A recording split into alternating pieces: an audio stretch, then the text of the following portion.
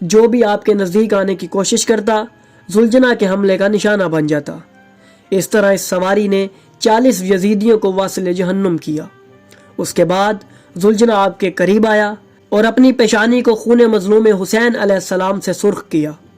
रिवायात में आता है कि जुलझना हैरान इधर उधर दौड़ने लगा और अपनी हनहनाहट में इस उम्मत से अल्लाह की पनाह मांगने लगा। नीज रिवायात में यह भी आया है कि वो दौड़ता हुआ ख़याम अहले बैत की तरफ आया तो दरे खैमा जनाब इमाम हुसैन अलैहिस्सलाम पर इस जोर से टक्कर मारी कि वहीं गिरकर अपने खालिक हकीकी के पास पहुंच गया।